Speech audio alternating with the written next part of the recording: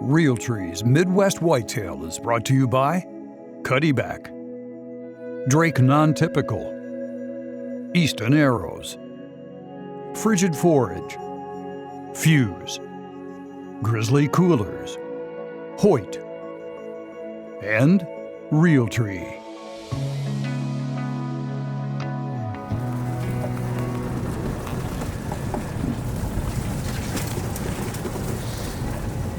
Shortly after 2:30 here, afternoon, December 2nd, and the race is on before gun season gets here. We have, after tonight, 4 days left to get it done, so we're racing against time, but we're after this Big 10 that we've seen twice now out in this cut cornfield.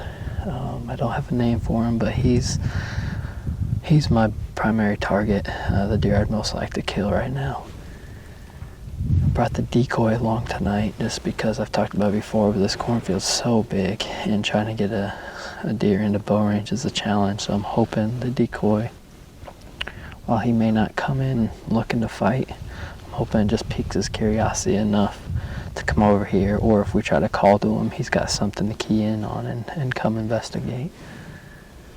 We got some pretty good conditions. It's actually pretty cool. The weather's not been good the last 5 to 7 days, but we finally got a break, and I'm hoping that's going to get the deer moving pretty good tonight. There's no snow on the ground or anything. It's kind of melted off, so I'm hoping the cut corn is going to be a hot ticket. We'll see what happens. We got about 2 hours left in our sit, and just hoping he comes out in the same spot he has been. If that's the case, I think we're in the game.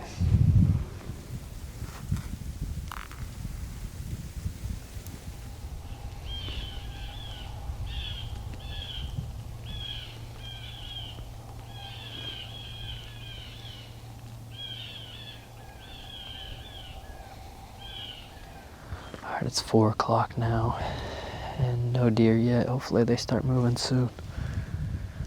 I figured I'd take a minute to talk about the decoy placement and the setup I have and how I usually like to position them.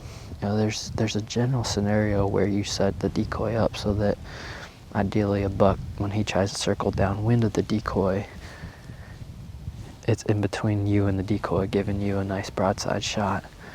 Typically a buck's gonna circle downwind within about 10 to 15 yards of the decoy. In tonight's case, I had to put it out a little bit further. I had the decoy almost out at 40 yards because of this buffer strip. And when you're positioning a decoy too, you have to obviously, like I said, take into consideration the wind, but also a general idea would be really helpful, a general idea of which way the buck is going to come from.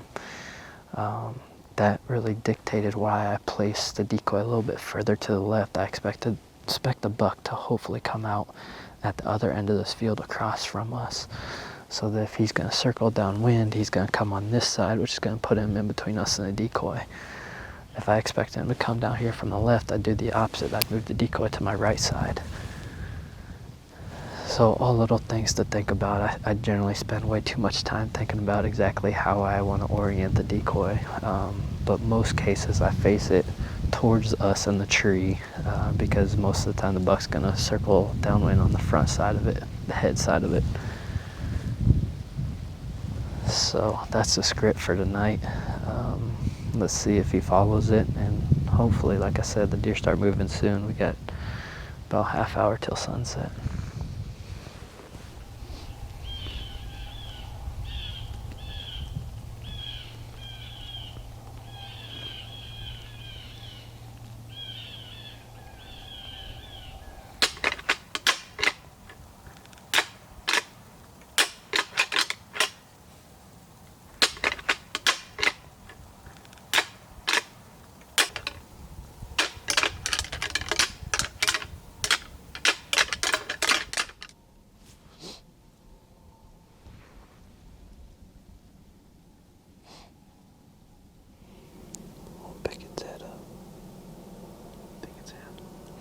It won't pick its head up.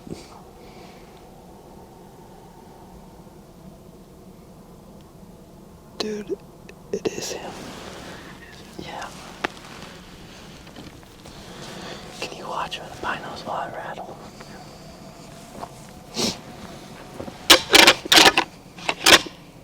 Alright, he's looking.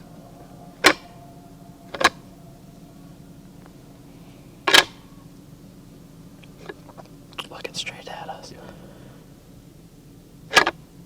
He's looking off to the left a little bit now. Looking straight at us.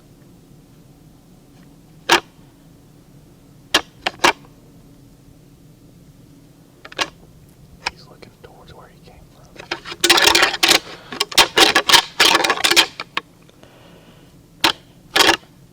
He's walking away. Away. No, our way. Should I keep going or no? Yeah.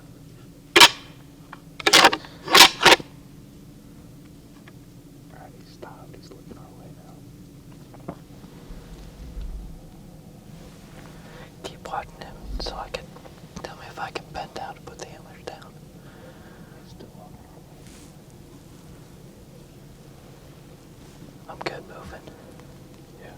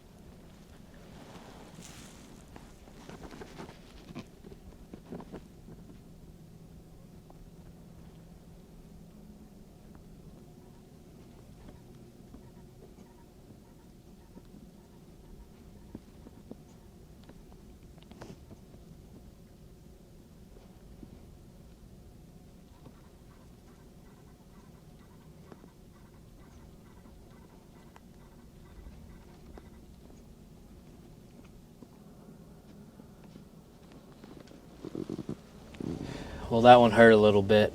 I thought for sure we were going to have that deer on the ground tonight.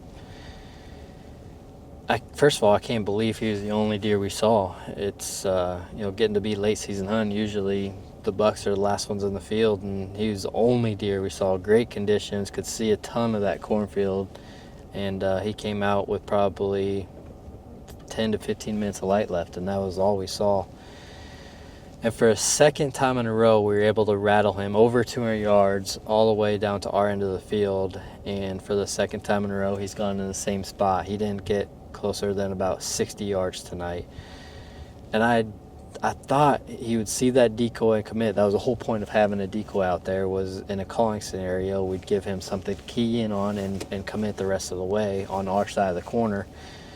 And it just didn't work. He stopped and stared at that decoy forever. And the only two things I can think of are, one, the wind died down to nothing right at dark. And so it might have just been variable just enough that he got a little bit of something. Or two, he just didn't like the decoy. Maybe he was waiting for it to move or something just to make him feel a little more comfortable. And at the end, he just turned and went back to where he came from. He ran across the cornfield, and when I last saw him, he was walking back into the brush. So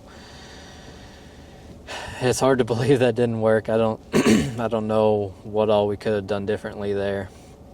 But he's our number one target for sure.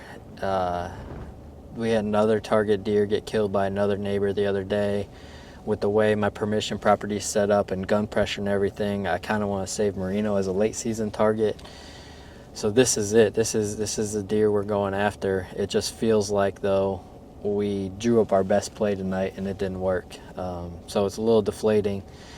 My next best option that I can think of would be to get in ghillie suits and get on that fence line that they keep wanting to go to, that he was heading towards before we called to him tonight. And it's a very low odds, high risk move, but I think my chances are 0 of killing him in this tree we're in tonight. So we'll see. It's frustrating, but that's hunting mature deer. You just never know what they're going to do, and there's no such thing as a guarantee. So we'll keep at it. Like I said earlier, we have 4 days left before gun season starts, and man, oh man, I just hope we can get it done before then.